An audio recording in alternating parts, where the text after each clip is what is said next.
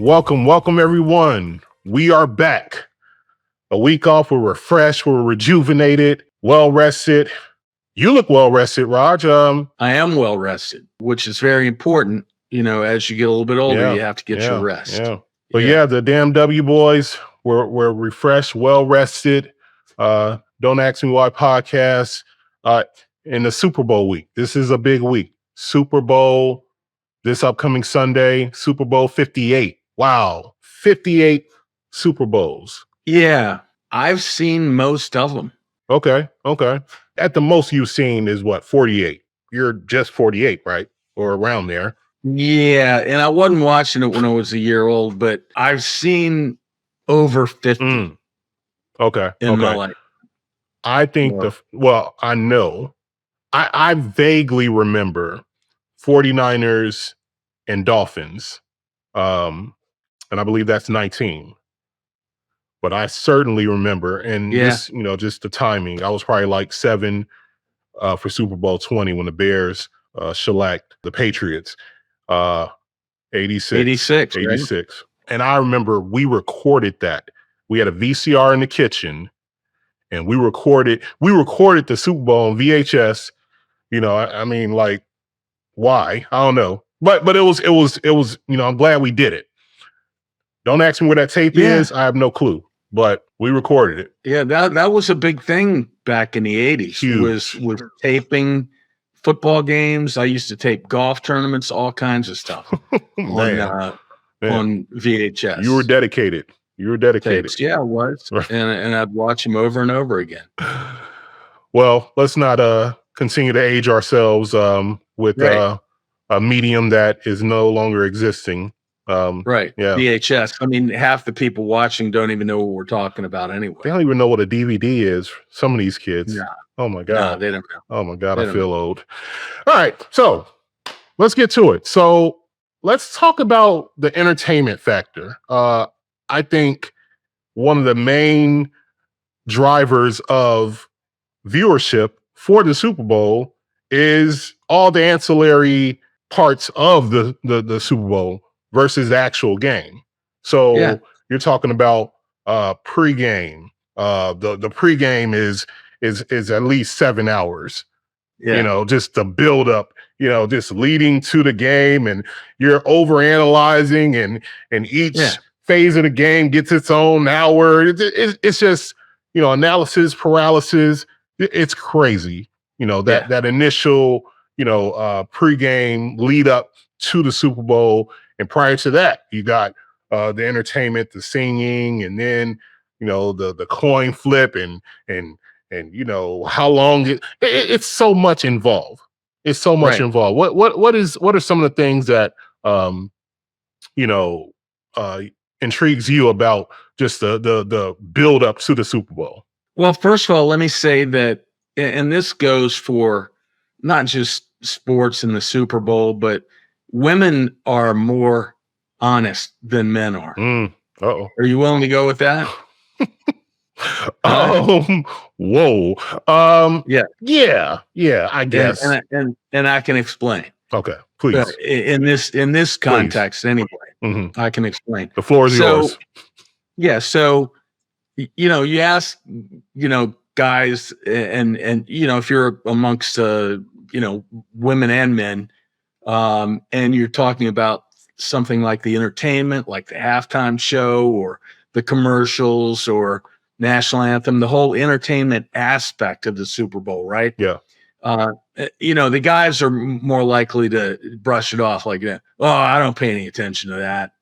It's all about the game to me. Right. But we watch that stuff and we're interested in seeing, the halftime stuff and the commercials and all that, so, but women just come straight out and say like, hey, that's the main reason I'm watching is Pretty for much. The entertainment quotient. Right. So, at least they're honest about it. Right. But to me, when you talk about Super Bowl and the entertainment, it starts with the beginning, the national anthem. And there have been so many great ones over the years. to me, the number one seed is Whitney Houston in Tampa. Oh man, 1991. Oh my God. That was a moment in time as well that we were the United States was at war in Iraq, and you know the camera work was fantastic. They were showing these soldiers, you know, that were there in the stadium and some abroad, and it was just, plus her rendition was so memorable. I will tell you that I've gone back and watched it at least 50 times. Yeah. In over a 30-year period. You know, it's one of those things when a national anthem is done that well, it can pick you right up. And that one for me really does it almost every time. Oh yeah, yeah. Whitney, one of the arguably the greatest voice to ever grace a stage or a microphone. One of the greatest songstress that you'll ever hear. Rest in peace, Whitney Houston. That was amazing. You said it all. Do you know who played in that game? Golly. Well, keep in mind this team was in 4 straight, so you know who that is, and lost all 4.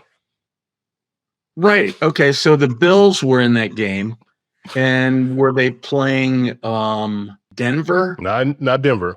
This was the Giants. It was the Giants. I was going to say Giants. And you know what happened? Scott Norwood. I believe the kick, if I'm not mistaken, went wide to the right. Wide right. I think I remember that. What was the fictional kicker on Pet Detective Finkel? I can't help you there. Ace Ventura. You never seen Ace Ventura? Just bits and pieces. Oh my. Oh, okay. I never saw Star Wars, dude. So yeah, you know. I mean, I've seen Star Wars, but that's overhyped. Yeah. My opinion. I'm sorry. I know we got some Trekkies and Star Waries or whatever they call themselves out there. So I don't want no smoke. Go ahead, R2D2, RJ2, all them. So peace.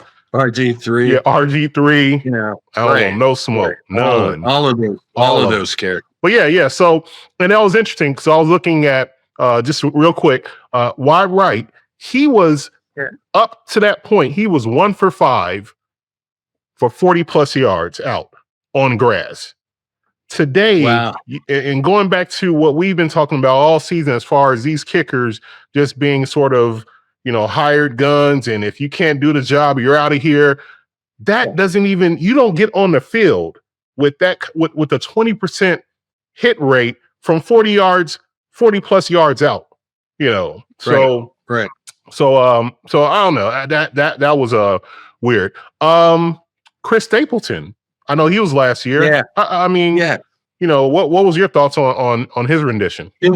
I've got that definitely in one of the top 3 or 4 of all time. The thing that stood out in that one for me was when they zoomed in on the coach of the Eagles, Sirianni. He had tears pouring down his face. Yeah. And, you know, you can, you know, some guys I'm sure would be like, you know, what a wimp, you know, and all this type of stuff. But I thought it was a tremendously powerful moment, mainly because of, again, the way Chris Stapleton did the song, right? You know, that's the thing that, to me, for the national anthem anyway, because it's the same song. Right. It's been sung, you know, by a million people. Yeah. But it's the way it's done. It's the production value. You go back to that did the NBA Marvin Gaye. Yes. That was so unique. Very. Just the way it was produced. That's the way that he word. put his own spin on it. Yeah.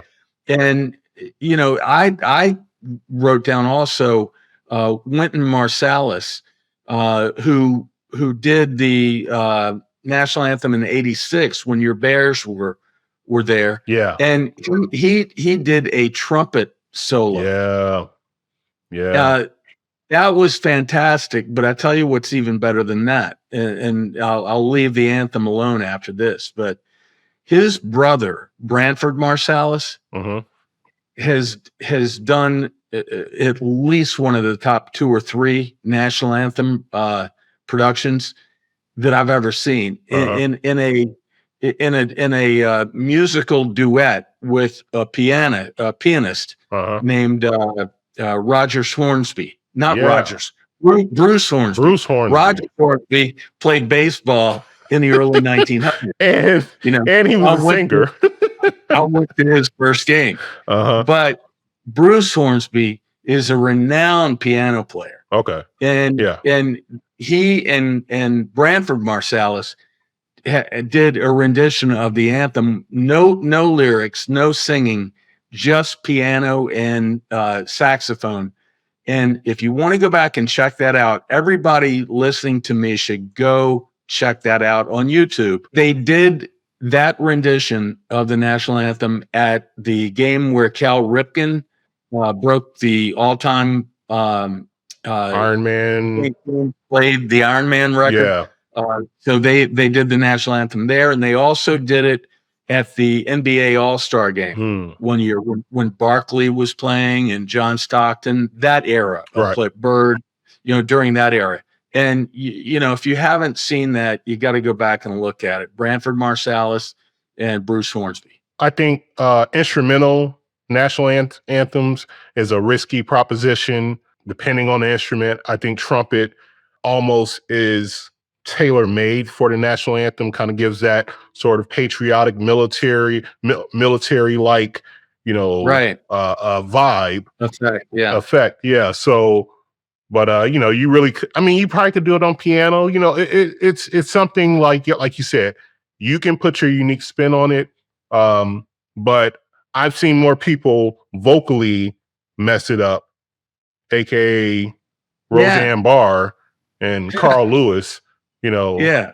Versus, actual musicians who are playing it with an instrument. So when they get to the Super Bowl, though, rarely have they messed it up in terms of who they picked. Right. To do it. Right. So they're going to get that right. Yeah. They're vetting. They're like, let's make sure we ain't out here playing around. Now, speaking of which, and we'll move on to some other stuff, but who's doing it this year is Reba McEntire.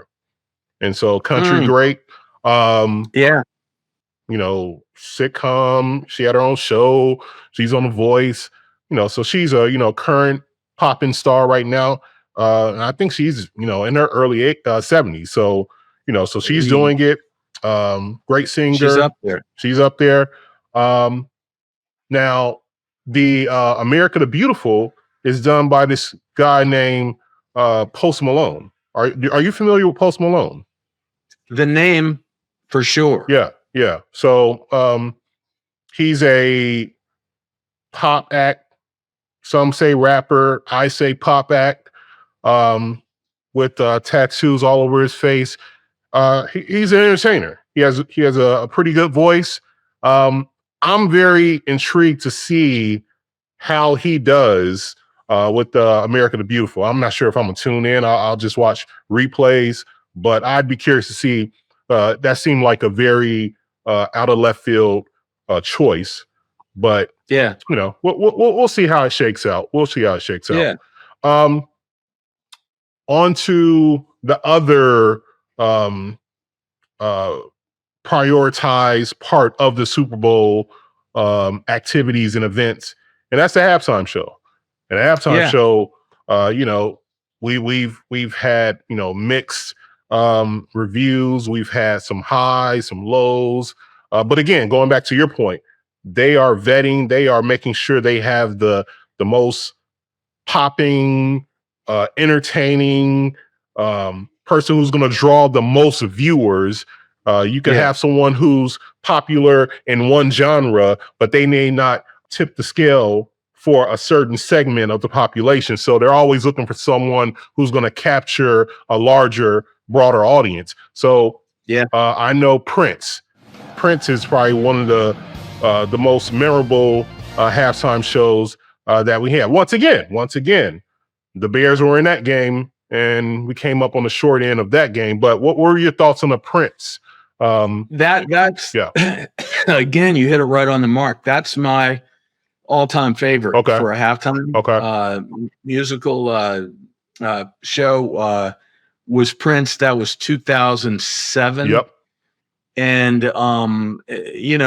just the he's just so fantastic, or he was so fantastic. Rest in peace. And rest in peace, Toby Keith as well. That was huge. Wow. But Prince, to me, the thing that I'll always remember about his halftime show was when he did Purple Rain.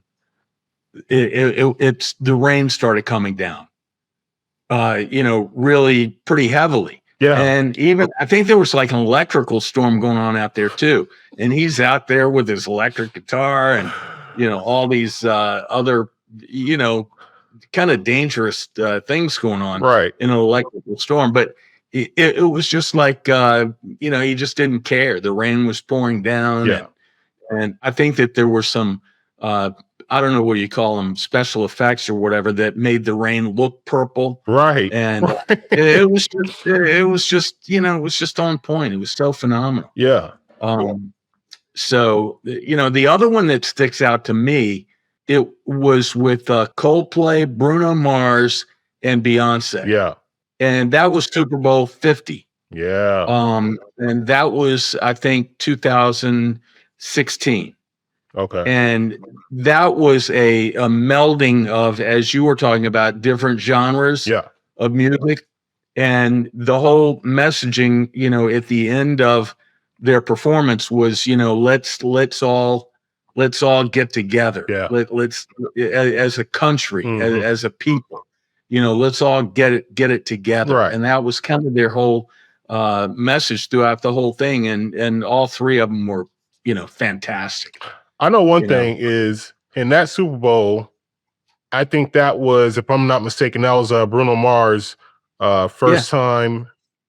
And I think he did it again, if I'm not mistaken, or at least I think he did. Right. Yeah, I think he did. But after that, his performance was so great that they were like, you could just be our reoccurring act every year. I mean, just that to me, seemed pretty, significant. And the fact that he could probably carry it on his own. Beyonce certainly could carry it on her own. Coldplay, they have a large, huge fan base with a hell of a catalog. They can perform it on their own. So just having these acts all together performing on one stage, it was pretty significant. I like it when they have multiple artists on there. Right. During the show, collaborating and putting something really creative together. Prince wasn't going for that, and and Michael Jackson, another one. Michael Jackson. Right. Imagine Michael Jackson and Prince sharing the stage with somebody else. Yeah, yeah. Wouldn't you like to have the power to be a powerful enough person in the world of NFL football to decide who's going to be the entertainment for the halftime? Because it's usually a 20 or 30-minute thing, right? And to be able to handpick two stars, artists, and put them together, man, that'd be a fun job to have, wouldn't it? Well, you know who holds that job right now? That would be Jay-Z. So Jay-Z is pretty. I didn't know that. Yeah. So I didn't know that. So he's the curator, if you will, of halftime shows. So I'm sure he's not out there, handpicking, but he leads that committee for the NFL.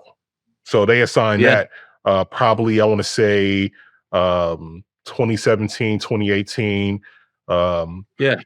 After the Kaepernick and his protests on the field and everything. So that is when, sort of the NFL's way of sort of appeasing, especially the black community is like, hey, we're really kind of, wishy-washy as far as how you all treated Kaepernick. And so they put him at the helm, Jay-Z, and that was sort of a way of placating. But nonetheless, Jay-Z holds that title right now. Speaking of halftime shows, this year's performer, I really think, and I hate to even mention her name because we've heard it ad nauseum, I think Taylor Swift has really stepped on this performance. And quite frankly, it's almost to the point where it's like he might get bumped down because of just the fandom. And I think, and I'm thinking that from what I understand, that she's possibly dropping an album afterwards, right after. So, I kind of feel bad for him, but hey, he's good. I wouldn't be shocked. I heard Roger Goodell talking yesterday about the impact of the Taylor Swift thing this year. Yeah. And he didn't even try to hide it. He was like, yeah, it's big. It's and it's really grown the game, especially among women, bringing more women to the game, into the game. And he was unabashed about that. So I wouldn't even be surprised if Usher and Taylor Swift have not been in contact to maybe sneak in a little cameo. Oh my God! With the two of them together. Oh my God! I wouldn't be shocked if it happened. Right. If it did happen, just give me props for having brought it up that it might raise a roof for Raj. Yeah. Yes. I'm just gonna want credit for all that. So credit on the way. But yeah. So that will be entertaining. However way we slice it, with guests, with the Taylor Swift. I'm not sure if they have a song together, especially if they have a song together, then the odds of that happening is through the roof. I don't think they do, but I don't know her discog like that. And I'm pretty sure she isn't featured on any of his stuff. So right. But she's coming back from and again, I watch too much TV, but I heard that she's coming from Tokyo, from a concert in Tokyo to the game. I don't know when she's leaving to come from there to here, but I think it's supposed to be kind of a close shave in terms of her getting to Vegas in time for the game. Yeah.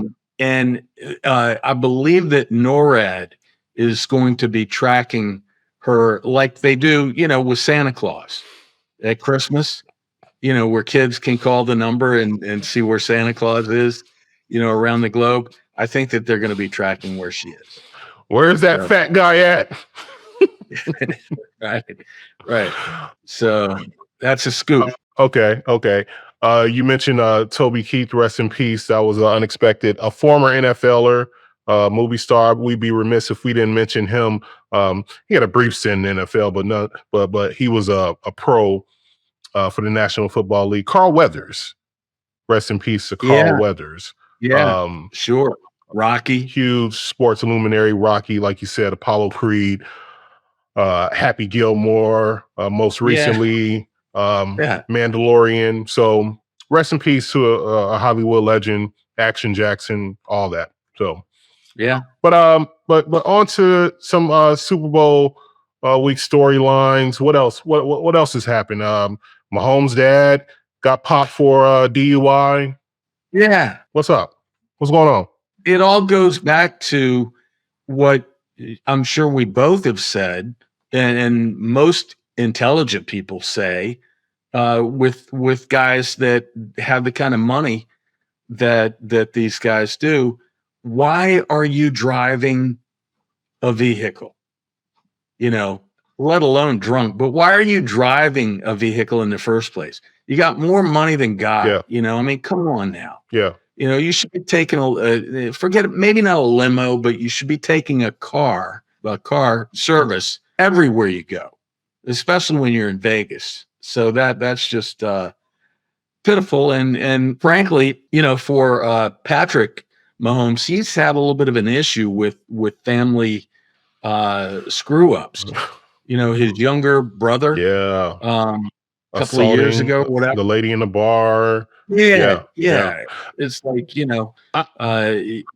just throw money at him and say, just stay clean. Yeah. I'll take care of you. Just keep it clean. Driving under the influence, period.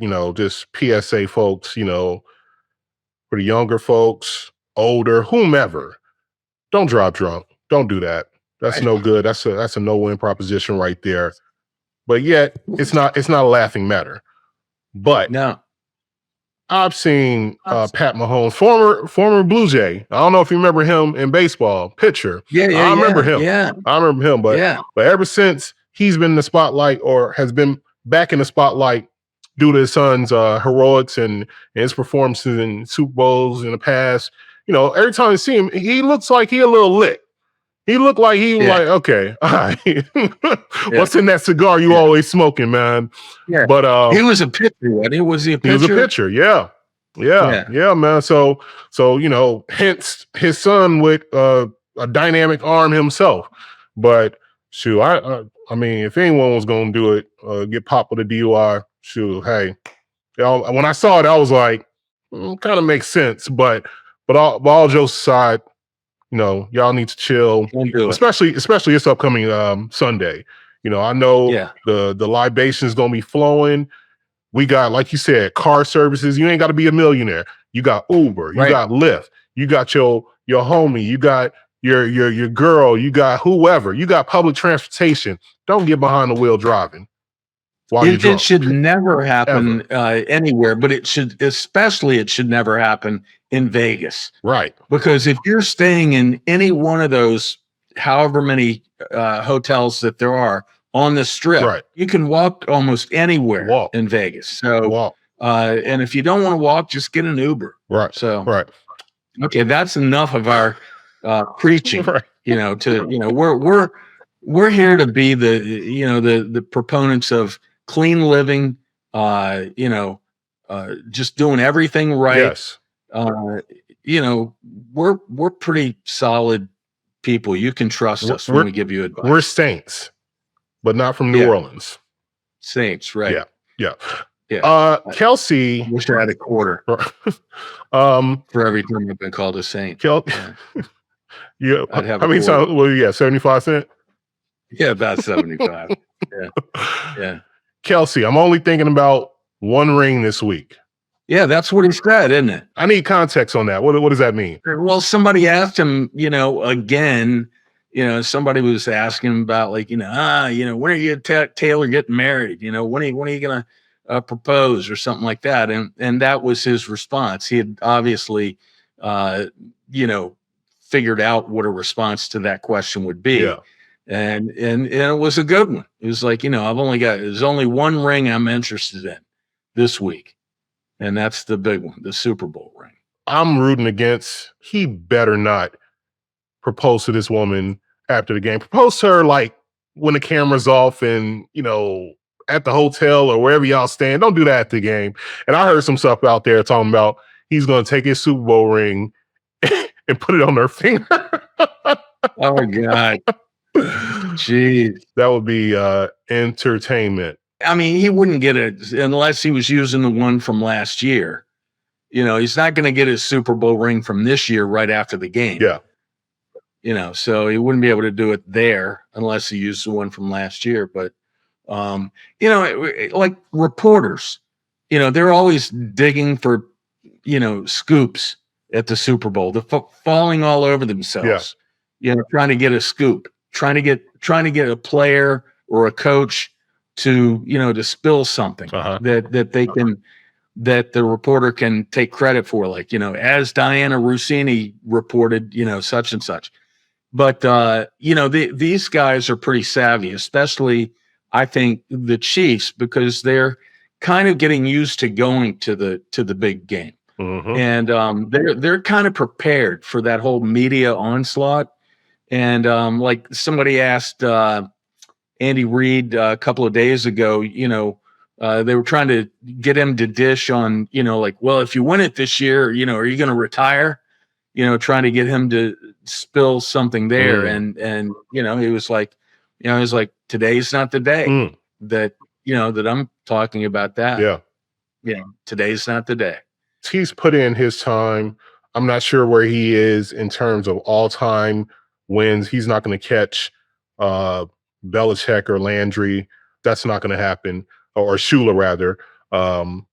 But if he were to retire, especially if they were to win, that would give him 3 Super Bowls. He's been to that would be 5 Super Bowls altogether, 6 maybe. Yeah. He's been to a good amount. He lost the Super Bowl in Philly, and then I think he's been to 4 since he's been with Kansas City. This would be number 4.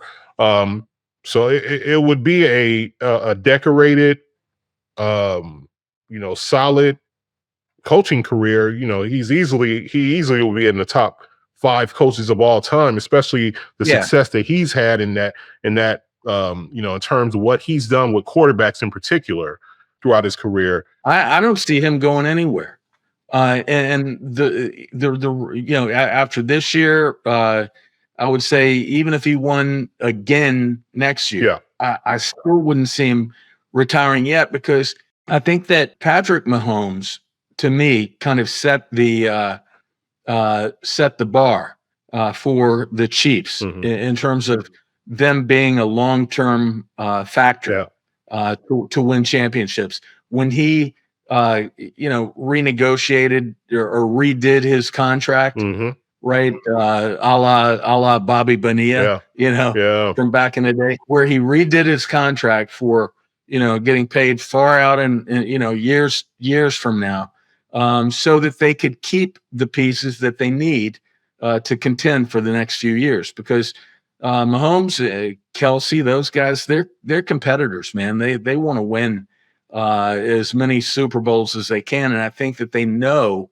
that they have that chemistry in that team makeup to do that for a few more years. And that's why I don't think that Andy Reid would leave that ship at least for another 3 or 4 years. Yeah, you're right. And you could argue that the defense is the stronger part of the team. The defense is pretty formidable. It's gotten better. It certainly has gotten better. But the Patrick Mahomes equivalent on defense with Chris Jones, right? So you have the defense that's playing at an elite level as a unit, and I would say that outside of Kelsey, the weapons that Mahomes has at his disposal, it's not that threatening. And we'll talk about that in a few minutes, but really they can become better offensively.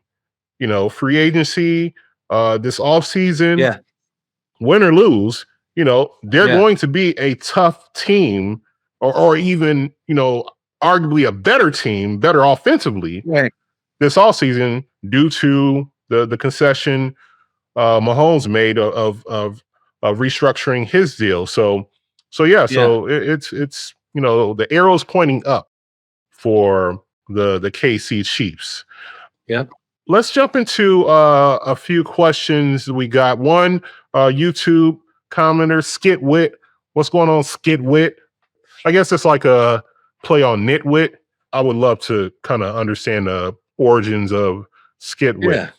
Who cares? Pretty good though. It's pretty catchy. Yeah. Pretty catchy. Anywho, Skitwit asks, if the 49ers pull out a Super Bowl win, does that put Purdy in the elite quarterback conversation? Good question. What do you think? I don't think so. I don't think elite. But it certainly vaults him into, if you don't have him in the top 6 or 8 right now, I would say it puts him there. I consider elite to be like the top 3. Okay. Wow. Maybe the top 3 or 4. And I don't see him being really close to elite status yet. But if you win Super Bowls, then all of a sudden you vault up there pretty quick. Yeah. So he's not far from it. Yeah. He kind of is sort of mirroring Russell Wilson's path, trajectory, and his second season with the Seahawks. They won the Super Bowl. He threw a couple of touchdowns. Going back in history, a lot of people will say, and it's true, that the defense pretty much kind of carried the way. They shut down one of the greatest quarterbacks in the history of the league, in Peyton Manning. But that didn't necessarily put Russell Wilson into that conversation of elite. He was respected, but he was an elite. Right. When it comes to Purdy, and matter of fact, you can go back to Tom Brady. I want to say in his second season, they beat the Rams. So he wasn't nowhere near the factor or the impact player that he was in later years of his career. Right. So really, like you said, it's early. It's season number 2 for him. If he comes out and he throws 4 touchdowns, over 350 yards, no interceptions, spreads the ball around, wins MVP, does that change your opinion? I mean, like I say, it would accelerate his trajectory into that category. But I think he still needs another 2 or 3 times at this venue of the Super Bowl, and at least 1 or 2 wins more to get to that category. To get up there where Jared Goff is. Oh man! What? Damn! You had to bring him up. Damn, Jared! Yeah. I was going for. I was rooting for him. I was like, they got it. They got it. They're right there. They're at the cusp. I swear, at halftime, I was like, Chiefs versus Lions Super Bowl. Yeah. Sort of bookending the season. You start with them. They had it. End the season with them. And they just, they had it. I was saddened greatly, but they did cover the spread, which was one of our picks. Period. That's all that matters. Not the heartbreak and the sorrow that's going on in Detroit right now. No, it's about us. In the Motor City. Yeah. It's about us. They'll be back.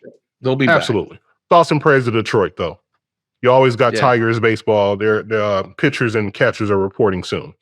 We got another question from a viewer question. So this is Jenny from Toronto. We got listeners north of the border. Hey, what up? Yeah. What up? Yo. Yeah. A Canada. What is it? A Canada. Canada. Canada. Yeah. No.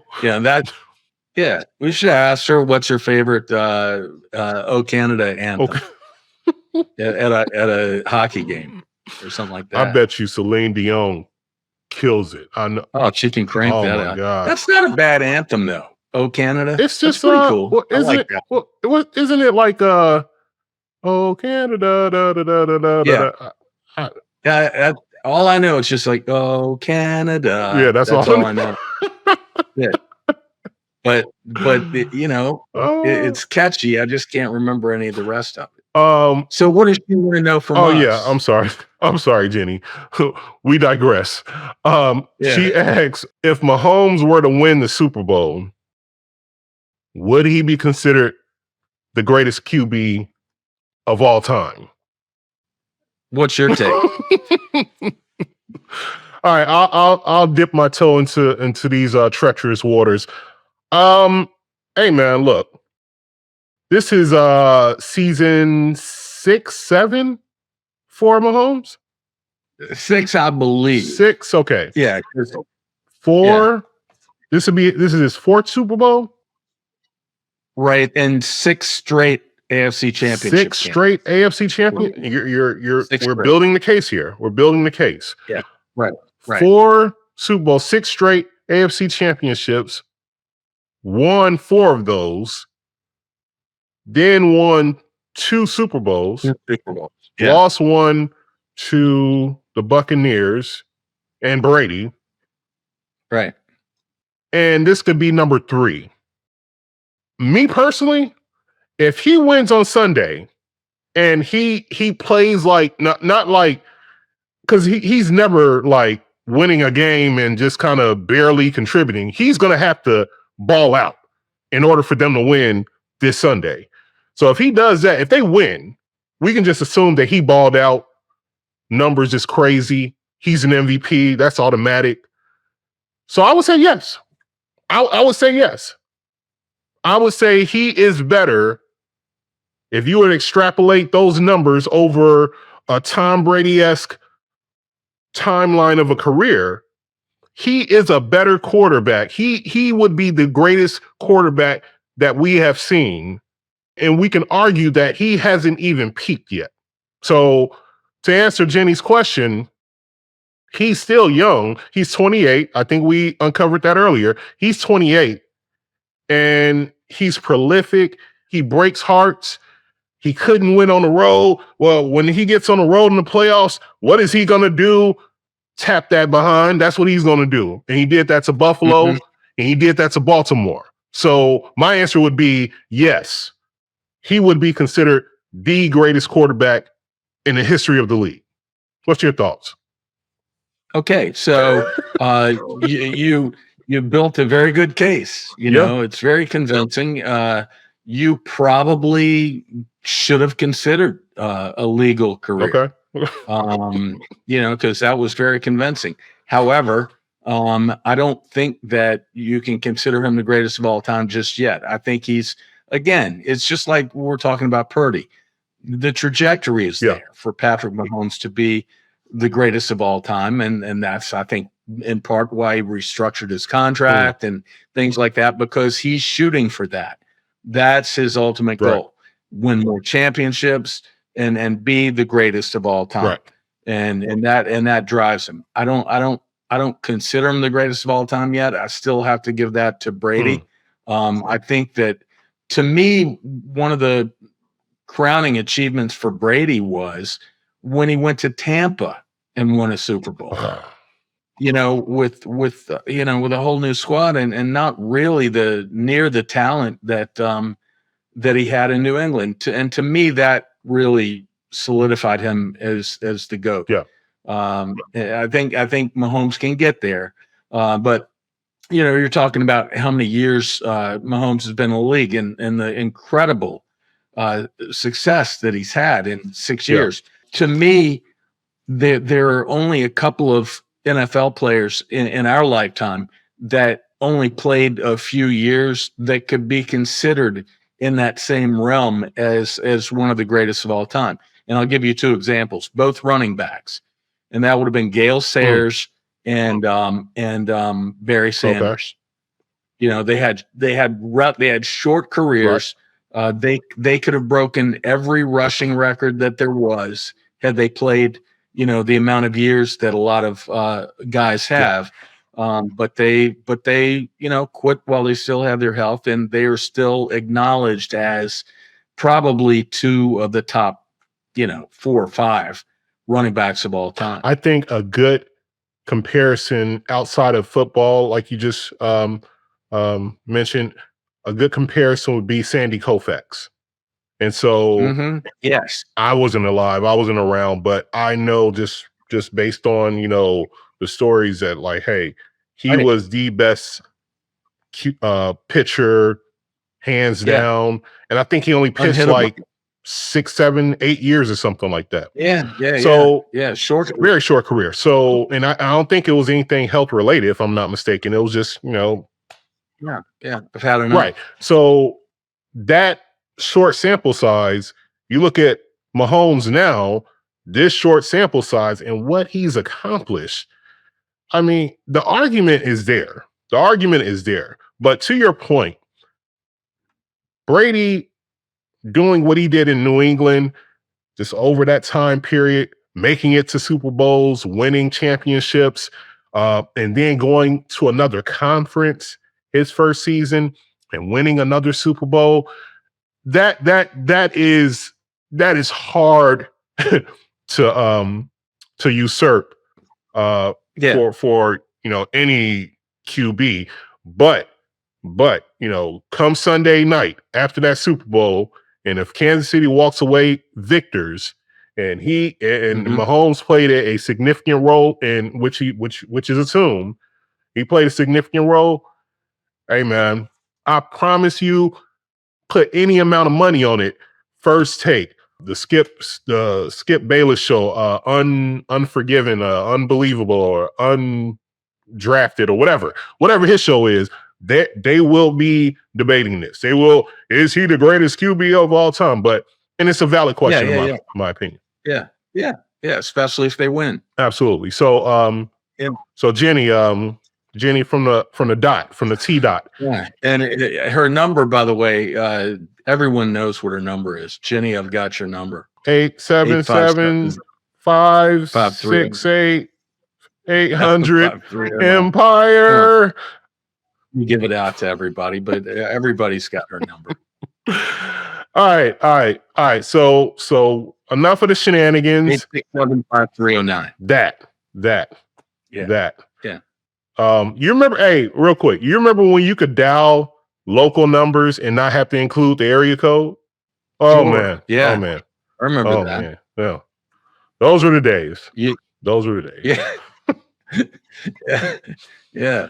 All right. Yep, I remember the good old days. The good old days. All right. So enough of the shenanigans, enough of the ha laugh. Let's get down to business. Let's talk about some of the keys of the game. And hey man, look, we call ourselves the prophets of the prophet. And we've been helping you all profit throughout the entire season. We are a 54, 47 and 7. That's like a 53% winning clip that we're on. Okay. So we don't play around when it comes to that. And you know what? These guests that we have, we go through a vetting process. We call up, Ernst & Young and all these different accounting firms to make sure that we're putting folks in front of you who are not only giving you experiences about their Super Bowl experience, but they're also giving you predictions as well. And Tyrone Drakeford from our Carmen's Policy episode said this right here. One last question. Do you have a Super Bowl pick? 49ers. Against who? Who would be the AFC representative in your opinion? You know what the crazy part is, that it's hard to go against the Kansas City Chiefs. It's no matter how good other teams are playing, and they're continuing to play well too. They may not be as dominant as they were the past few years, but they're still the team to beat, I think, in the AFC. And until somebody can do that, I'm gonna pick them in the 49ers. Do you believe that? Pretty incredible. I mean, pretty incredible. Come on now. Yeah.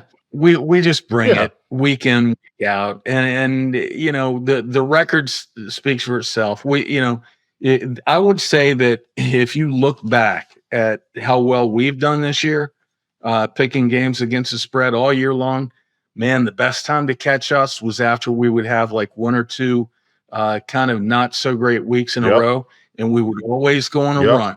We'd always go on a run after that. And we would even say, when we had a couple of weeks where we were like 1-3 or 2-4, something like that, we said, man, you better stick with us because we're getting ready to hit it the next couple of weeks. And we usually did. Absolutely. But that was a great prediction by him way back when.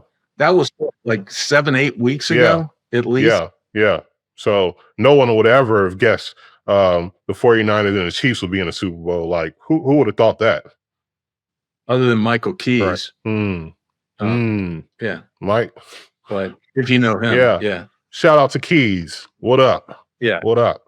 All right. So some of the keys of the game. I'll open it up to you. What are some of the things that you feel are must watch and tendencies that we need to pay attention to that may determine the outcome of the game? Mainly because of what happened last year in the NFC Championship game. when the 49ers, had no quarterbacks left in the second half. They had 3 quarterbacks that were hurt and eventually had Christian McCaffrey back there trying to play quarterback. And so the game was already over.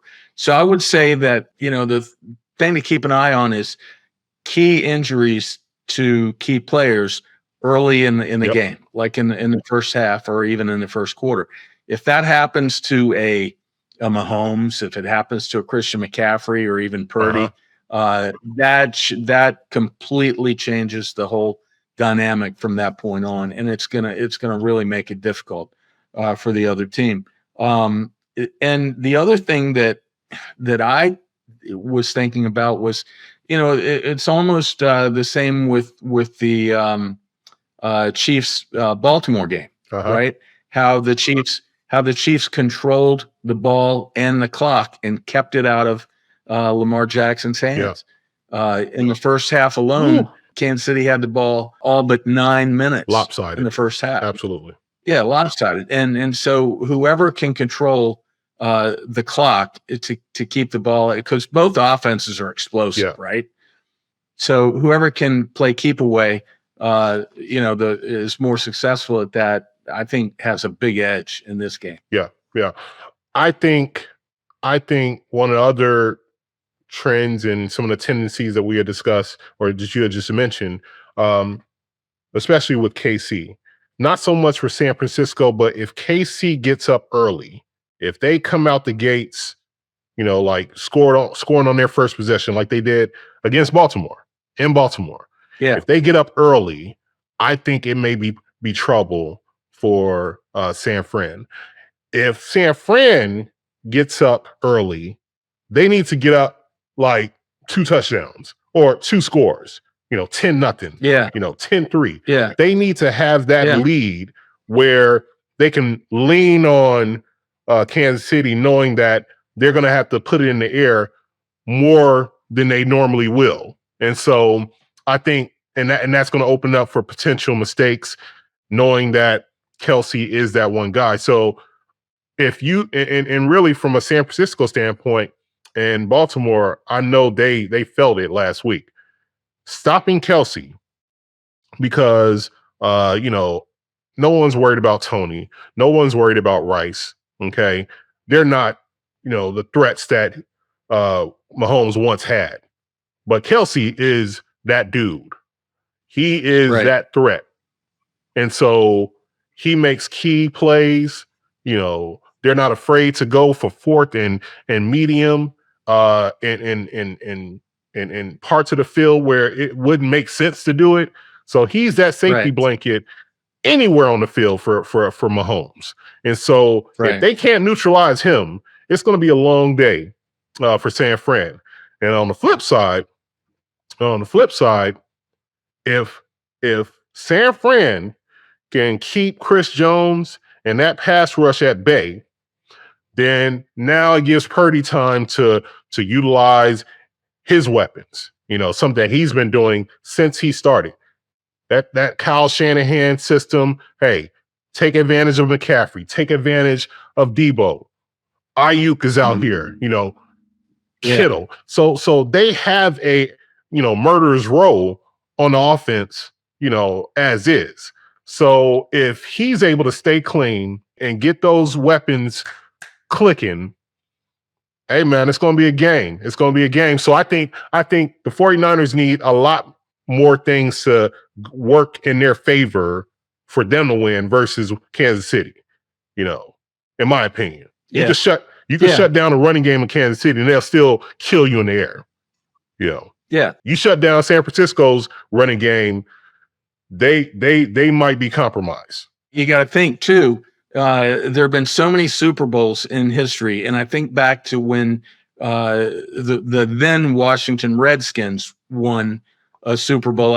I think they beat Denver, and an unsung running back named Timmy Smith. Timmy Smith was the most valuable player in the game. And even Redskin fans really weren't that familiar with him. Timmy who? But he just went off in that game. So don't underestimate the unsung hero in the big game.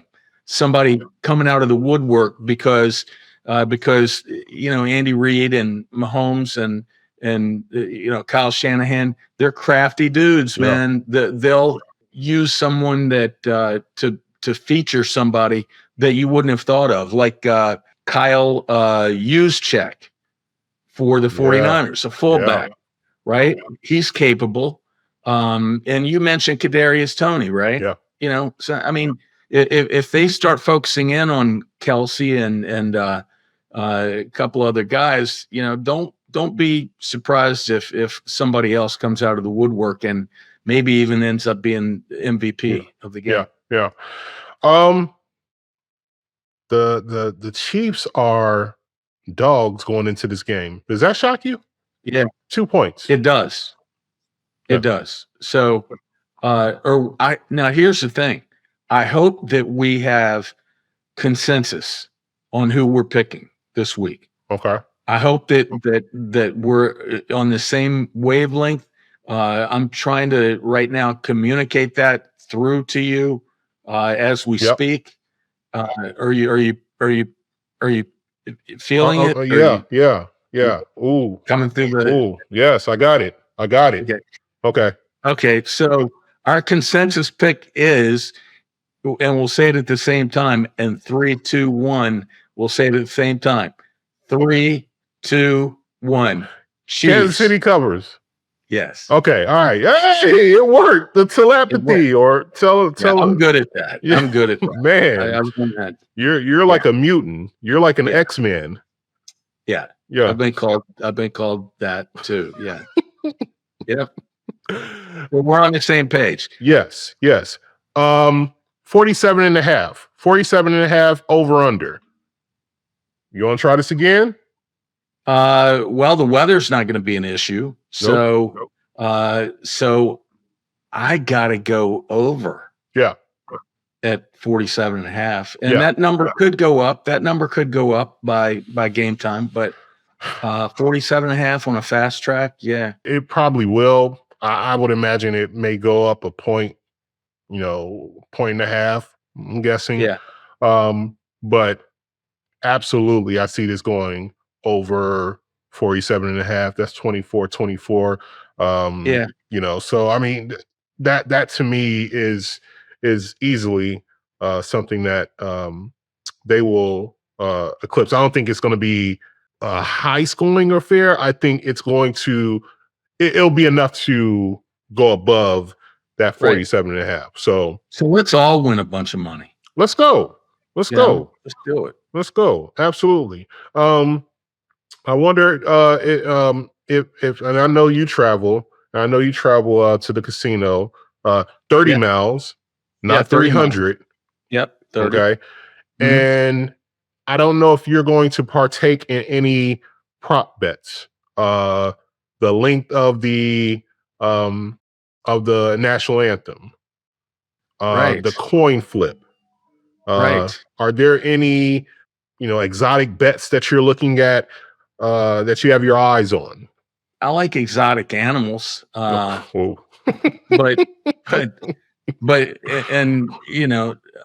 I know I don't like the props. I'm not a big fan of the props, mainly because when it comes to prop bets on players, not like the coin flip and how long the national anthem is or whatever. Yeah. And God bless the people that bet on that. That's great. But as far as prop bets on players, as I've mentioned before, I just don't like doing that because somebody goes out with a injury in the first quarter, your prop bet is done. Yeah. And so that's why I like to bet on, really just the game outcome, versus the spread and the over under. That's what I stick with. Okay. Before we go, and speaking of props, I want to give props to just everyone, all of our viewers, all of our subscribers, all the folks who watch and haven't subscribed, knowing good and well you should have been subscribed. Props to all of our guests. Props to Josiah. We've mentioned him a few times. He's our sound engineer / producer. slash sound guy, slash he's like our Cordell Stewart. He's we call him Slash. That's what we call him, Slash. Slash. He doesn't know that, and we just made that up. But just made it up. It works. It works. It fits. Yeah. But props to everyone. We are super grateful for you all being on this trip with us so far. We're gonna have some other content because the NFL is a year-round league. It's a year-round league to the chagrin of MLB, NBA, and NHL. So you got the combine 2 weeks away. You got the draft upcoming, pro days. You got all this stuff that's going to build right back up into training camp and lead right back into the season. So we plan on having some good content coming as well. So stick with us, keep subscribing, catch up on some older shows, all that good stuff. So a lot of folks, again, just to reiterate, a lot of folks are really liking the shorts. Yeah. The clips, the 20-second clips. So we're going to try to put a whole ton of those together from throughout this past year. And then to Reggie's point, we'll be picking it back up again. I would guess we'll be back with the podcast probably close to the draft. Yeah. So the frequency probably won't be, it definitely won't be a weekly, but it will be, for moments like the draft, moments like involuntary workouts or something like that. So we will be out there, but like Rod said, we'll have clips available, and we'll make sure we're feeding our constituents and our audience. So look forward to that. On that note, any final thoughts? Any commercials you plan on watching? GoDaddy. I don't even know which ones there'll be. Okay. I've heard that there's going to be, Bud Light is going to be one, and some other ones I think that have been mentioned. But I hope they're good. Right. I hope that there are 3 or 4 that at least stand out that that you want to talk about the next day. Right. Yeah. So maybe bringing back the Bud Bowl. You know what I'm saying? I'm like, that was awesome. That was awesome. But yeah, that's the main thing is the build up. The very first commercial is the one. It's like you got to come out the gate and it better not flop. And that's going to, kind of set the mood at the party, at the Super Bowl party. So you go. But anywho, but again, we're ever so grateful for a very successful season. We checked a lot of boxes. We got some good subscriberships, some great feedback. We got better and better each week. So that's what's up. Signing off. I'm Reggie. He's Raj. We're out of here. Enjoy Sunday. See you soon, folks.